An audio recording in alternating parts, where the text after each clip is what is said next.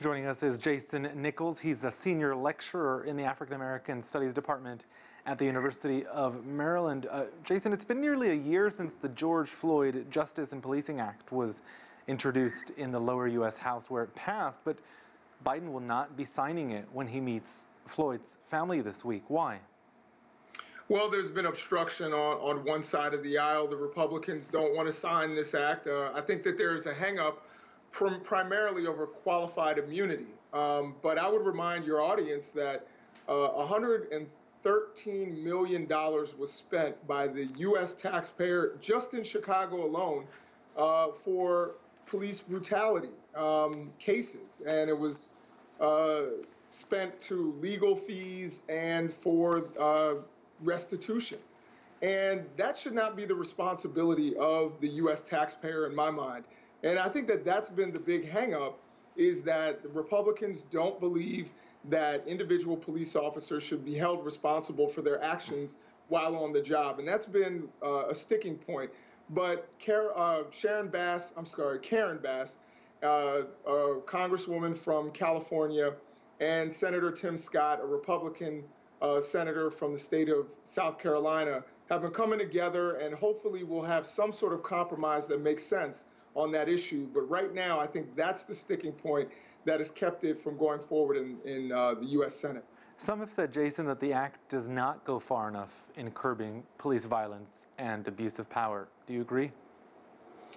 I think that it's a start. So I don't want to necessarily completely put it down, because I think it's an important beginning to better our society, to make it safer for not only citizens, but also for police officers, and for us to have accountability on our systems of criminal justice and policing.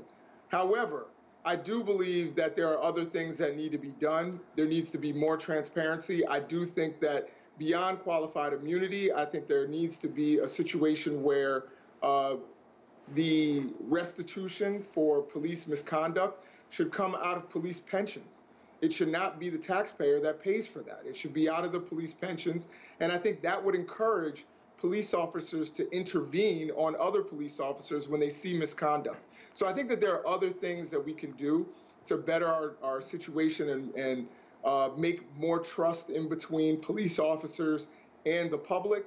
But I think that this is a good start. So I certainly don't want to put down the George Floyd Justice and Policing Act. You mentioned trust. I want to talk about the case of Ronald Green, who died in 2019. Louisiana troopers said he died in a crash, part of a car chase. Video released this week showed that that's not the case. What does that do to trust and to America's black community? Well, it certainly erodes it even more. And I will actually go back on that and say that it solidifies what African American people have been saying for generations, which is that in many of these cases, police are not truthful. This is why we need the transparency. This is why we need body cameras nationwide, not just in some jurisdictions. And we need these body cameras rolling. You know, you heard what Ronald Green said. He said, "You're my brother." He said, "I'm sorry. I was scared. I'm scared." And then you heard what the police officer said in his cruiser, where he said, "I beat the ever-living, expletive out of Ronald Green."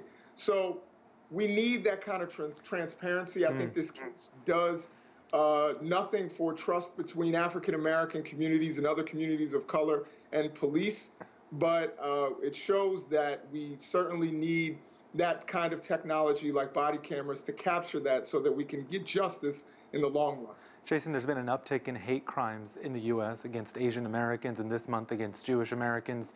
I was taught 20 years ago that hate is taught so it can be untaught. So I guess my question to you is, enough being done to unteach it? No. And I think that the efforts that many Republicans are taking right now is kind of troubling, and that's that they don't want to teach African American studies and teach about slavery. They don't want to teach about Japanese internment or the 1882 Chinese Exclusion Act. They don't want to teach this kind of history that will hopefully keep us from repeating history. But instead, we had a president who went around and called the coronavirus the Kung flu and made fun of Asian Americans. And then you see 164% increase in hate crimes against Asian Americans. You see people blaming them for a virus that was not their fault. And now you see what's going on with our Jewish population, which has been going on for decades. So we need education, and education, me as an educator, of course, I'm going to promote education. And there have been efforts to shut down certain types of education because it's seen as being anti-American. And I would disagree. I would say that any education that makes us better is the type of education, makes us better citizens, is the type of education that we need to have to stomp out hate in the future.